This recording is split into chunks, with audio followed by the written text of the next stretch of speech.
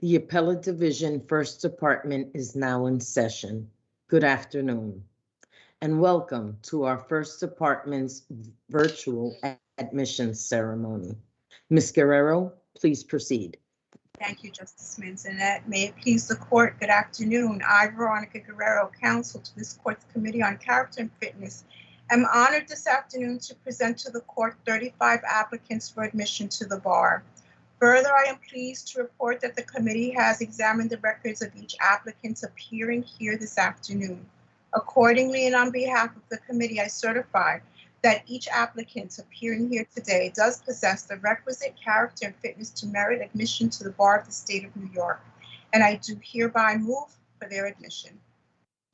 Ms. Guerrero, please convey the thanks of the court to the members of your committee and your staff who provide their pro bono service in completing the admissions process and thereby permits these candidates to be presented to the court.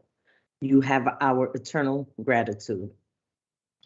The clerk of the court, Susana Rojas, will now administer the oath of office. Good afternoon, Justice Manzanet Daniels. Good afternoon, candidates. I will administer the oath in the form of a question. At the end, I will ask you to unmute your microphones and respond by saying, I do. At this point, I ask everyone to please raise your right hand. Do you solemnly swear or affirm to support the Constitution of the United States and the Constitution of the State of New York, and to faithfully discharge the duties of the office of Attorney and Counselor at Law to the best of your ability? Please respond by saying, I do.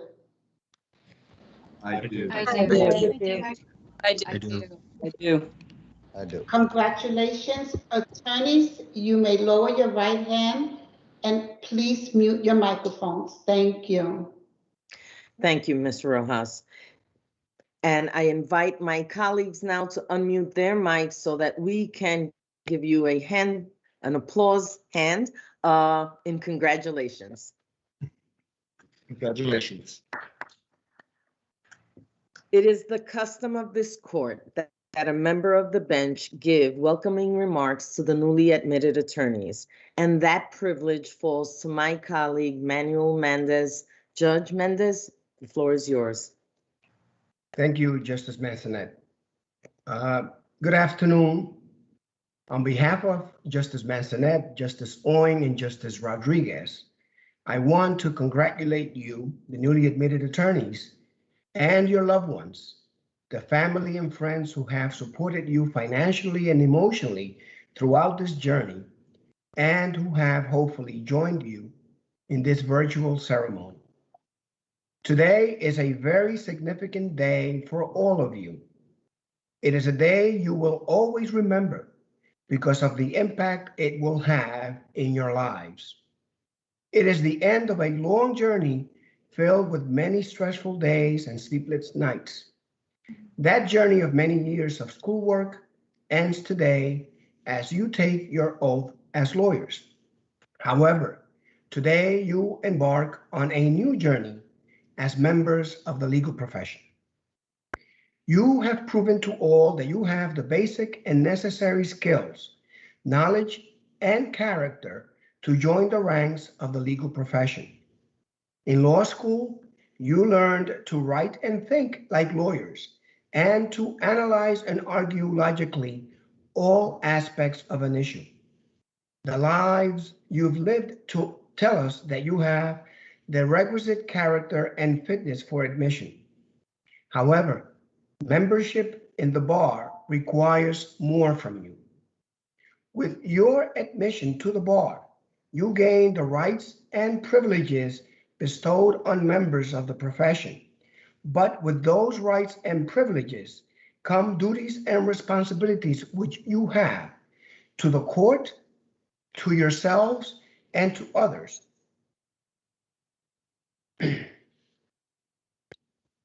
You must meet these duties and responsibilities, and if you do so, you will have a rewarding and successful career.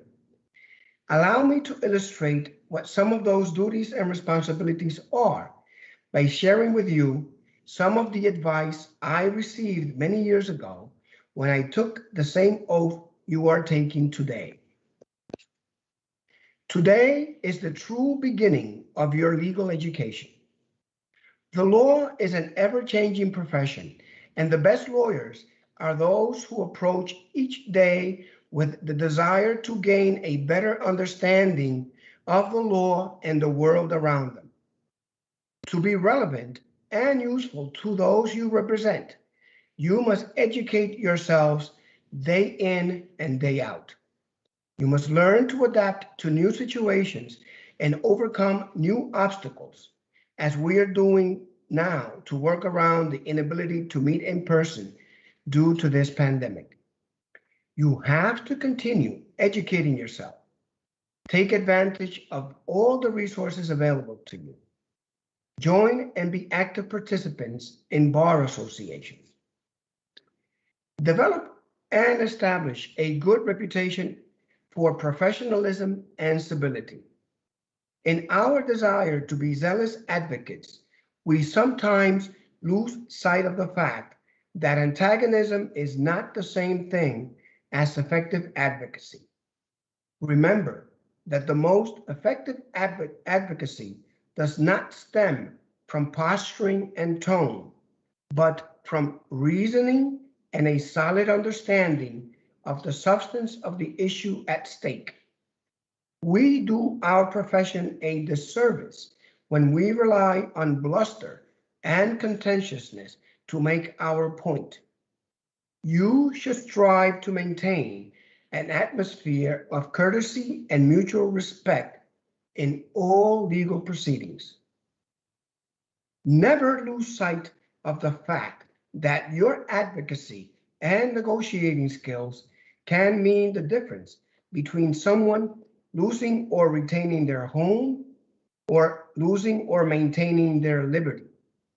Whether you are representing a client on the most complicated civil matter, on the most serious felony, or on a small claims matter, you must always represent that client with zeal to the best of your ability, never losing sight of the human element of the law.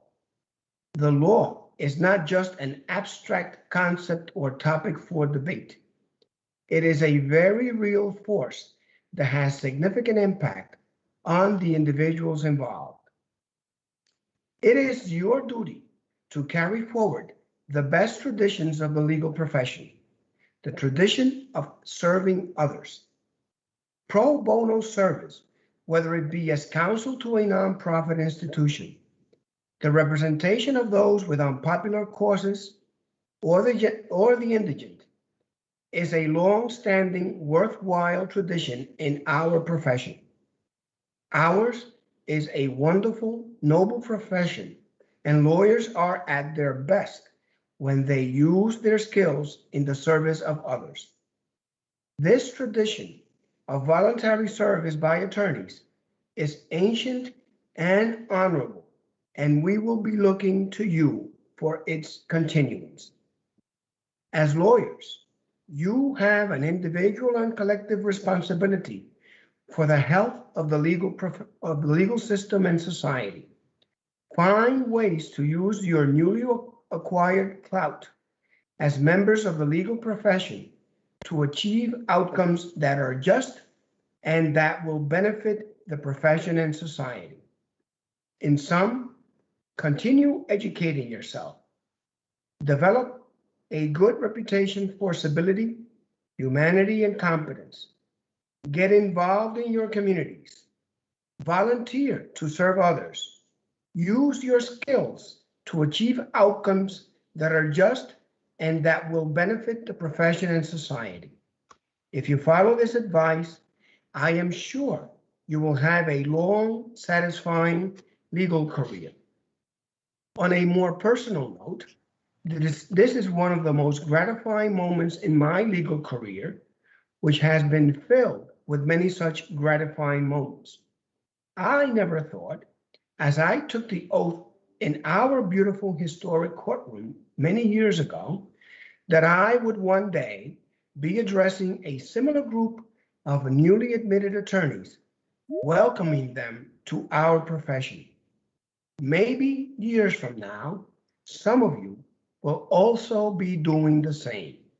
So, on this great day for all of us, and on behalf of my colleagues on this court, I welcome you to the legal profession and wish you much success in your career in the practice of law.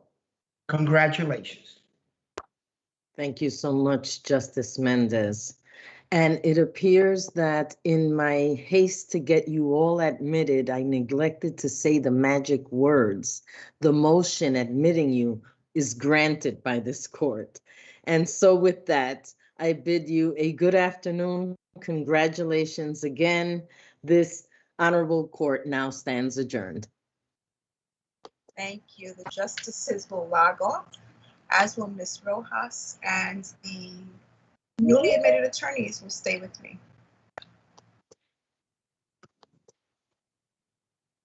If anyone has a question, you can ask now.